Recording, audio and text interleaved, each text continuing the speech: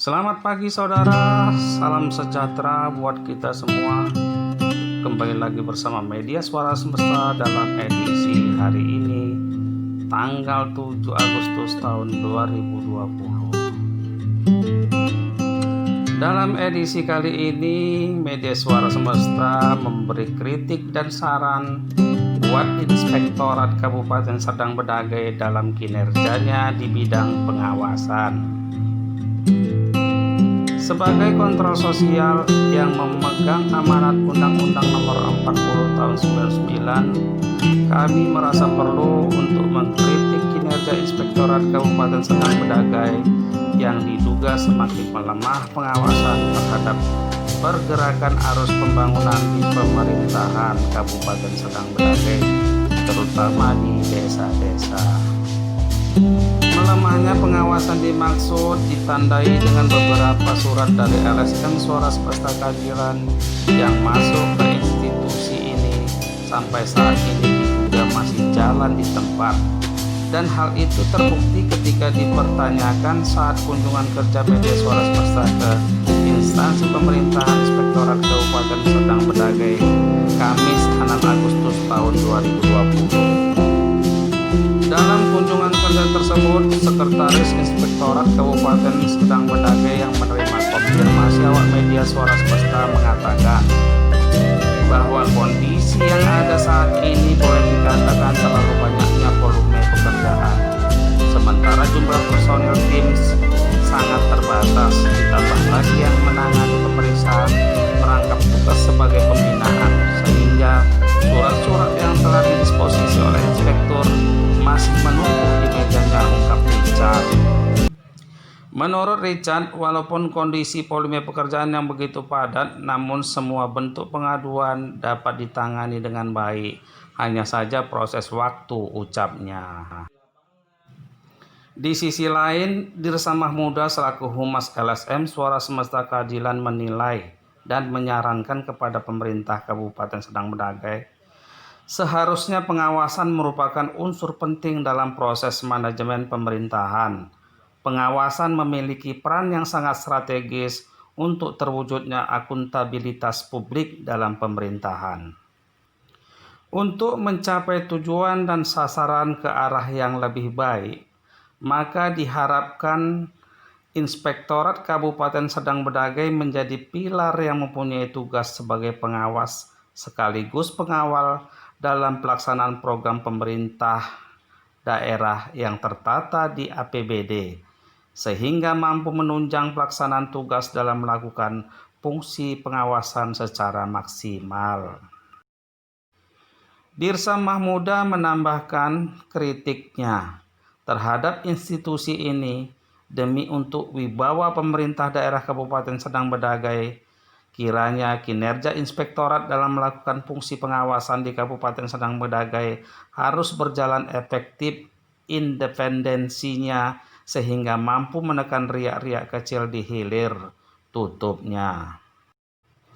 Demikian kritik dan saran ini disampaikan untuk dapat dimaklumi.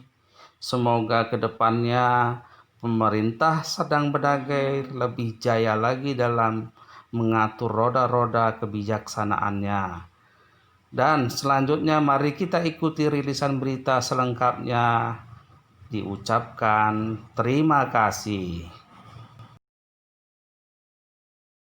Semuanya kira-kira untuk lanjut ke pemeriksaan khusus Pak, biar kita pun harus efisiensi sama SDM, anggaran Pak, sama personel sama anggaran, kan nggak mungkin Pak semua pengaduan yang tidak ada unsur bukti terpenuhi mau kita tindak lanjuti, kan gitu kan Pak. Daripada kita mengungkap banyak nih Pak pengaduan yang lain juga, jadi kita harus selektif lah Pak untuk itu. Kalau yang memenuhi unsur nanti untuk bisa dilanjutkan ke audit investigatif, kan gitu Pak, barulah kita juga sama seperti permintaan HP pun gitu Pak, kita minta ekspos dulu dari mereka, ditelaah tim dari Polres yang ditugaskan orang Reskrim itu kan ya, sama tim kita ketemulah untuk pembahasan. Mereka nanti paparkan sama kita.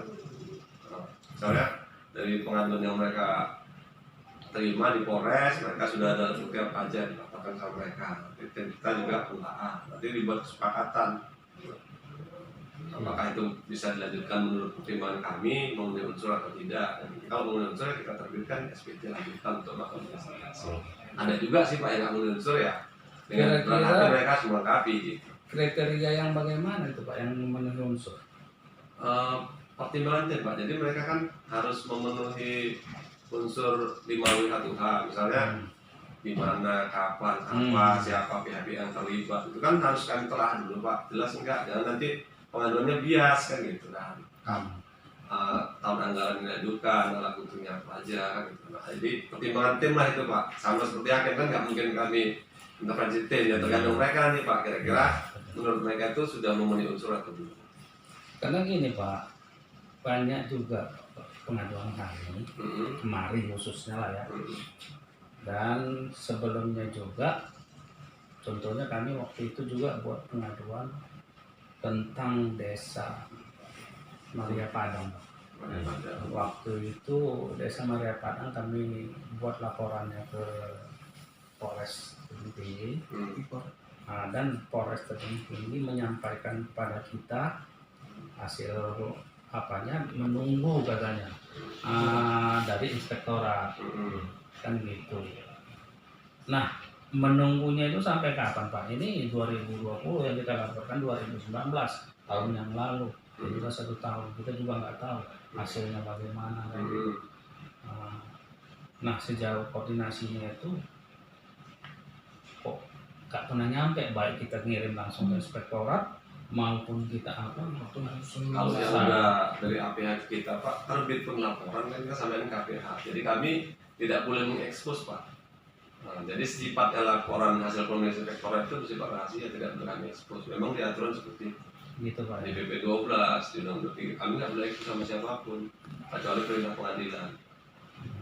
Itu ya Pak. Makanya mungkin dari kawan-kawan di tim pun ya mohon maaf lah Pak, kan kadang mungkin enggan istilahnya mengekspos secara detail kepada Bapak, mungkin itu kan menyangkut rahasia dari para pihak yang ada di dalam LHP. Kami pun kan takut melanggar etika kami Pak, nanti kami pula yang kena sanksinya kan. Di APH pun seperti itu, makanya sifatnya LHP itu ya rahasia. Kalau memang dari APH kami hanya bisa berkoordinasi dengan para APH yang melakukan permohonan audit. Makanya mungkin APH-nya yang nggak sampai sama Bapak, LHP itu ada. Cuman kan kami nggak mungkin ngasih tahu hasilnya apa semuanya. Ya ke APH itu sudah balik ya Pak. Kalau permintaan APH biasa. Bisakah kami mengetahui sejauh mana apakah sudah terbit LHP-nya gitu? Kalau sudah umpamanya contoh LHP-nya kemungkinan bisa. Kasus contoh salah satu kami masalah Desa Maria Padang, apakah LHP-nya itu sudah ada? LHP-nya Nah, kasus ya. Iya. Tahun 2019. 2019.